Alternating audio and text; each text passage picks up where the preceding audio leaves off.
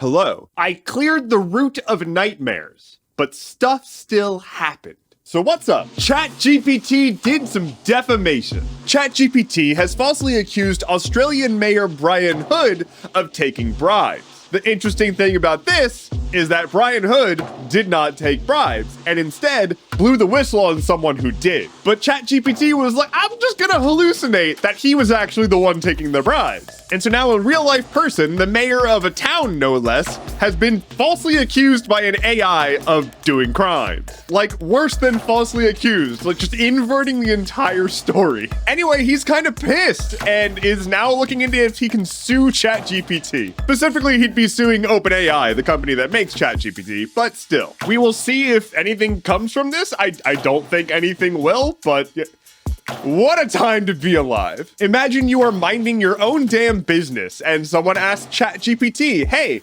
is this person awful?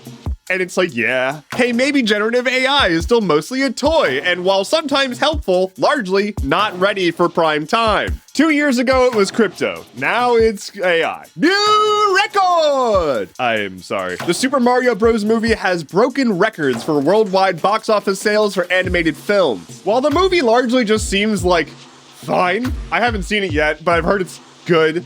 It's still got a lot of hype around it. Like, I have seen stories of theaters having to consistently turn away people because it's just too packed. But I do not care. Like, it does not matter what the quality of your movie is. If Jack Black is going to play Bowser, I'm gonna watch it. If Jack Black plays pretty much any role, I'm going to watch it. You can't be like, yeah, Jack Black and Charlie Day are in this movie together, and also it's about Mario. What? And like, yeah, Chris Pratt sucks, etc., but still. Elon Musk is a moron. We knew that, but he's still a moron. So Twitter sometimes labels accounts as state-affiliated media. So if you're a country that has your own media wing, you're called out for that. For example, RT, which is like Russia's outlet.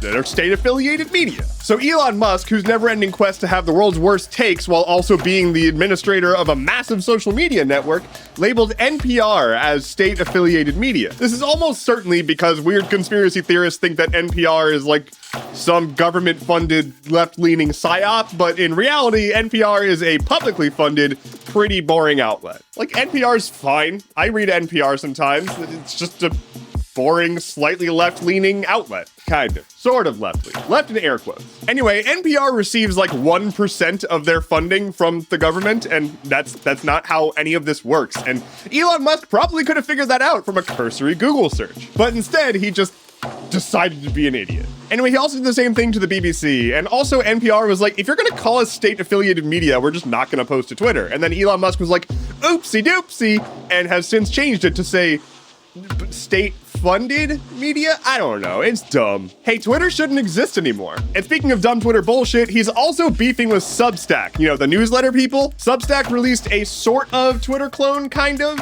and didn't really talk about it like that. Like, they weren't saying this is a Twitter clone. But Elon Musk was like, my fifis are hurt. And so he blocked Substack from being able to embed tweets, and then prevented tweets, including Substack links, from being retweeted or liked. But there's like a lot of right-wing people on Substack and Twitter, and they were like, hey, what the hell? You are freezing my peaches a little too much. And so he was like, oopsie doopsie, I did a whoopsie again. This is the richest man in the world and in charge of a massive global communication network. But hey, yo, let's get high in a cave. So look, you know, I don't want to get in trouble, but we're going to talk about drugs because it turns out that ancient humans also liked to get high. We analyzed some old hair, like real old hair, and we found both uppers and downers. We also found a bunch of bodies in a cave where they probably did the drugs. Anyway, anthropologists are saying this is probably not really just chasing a high and is more like a ritualistic thing, but I like to think they just kind of like got real high and giggled about fire. Would it not be cool and chill if companies could be cool and chill? Apple has been putting a bunch of effort into making sure that their retail workers don't unionize anymore after 2 stores unionized. They've put out scripts for managers to read at their Apple retail locations during their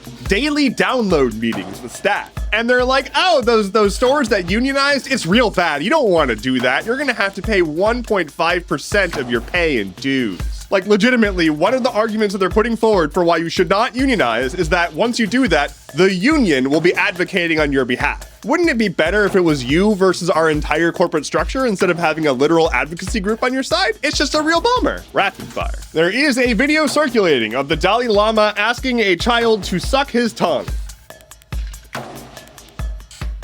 Turns out Coolio died of a fentanyl overdose. A music teacher in Indiana was fired from their school for refusing to use a trans student's name and pronouns. The court has since ruled that person was a dingus and they should have used their name and pronouns. The person claimed religious exemption from basic respect. A Texas judge has issued a ruling attempting to overturn access to abortion pills nationwide. This is probably going nowhere, but it exists to largely just cause a stir and get to the Supreme Court, maybe? Disney animated series The Owl House has concluded, and I should probably watch it because I've heard good things. In gaming news, Joseph Staten is leaving Microsoft after being essentially the creative head of Halo. Also, the Resident Evil 4 remake now has its arcade-style mercenaries mode, and I am going to shoot me some zombies. And finally for today, it turns out that billionaire donor to Clarence Thomas apparently collects Hitler memorabilia. Wow. That's all I have for you today. Thank you so much for watching. Please like, comment, subscribe, share, and formulate an impressionistic dance to inform your friends about how good this series is. My name is Endeavorance. I'll be back on Wednesday. Take care and be well.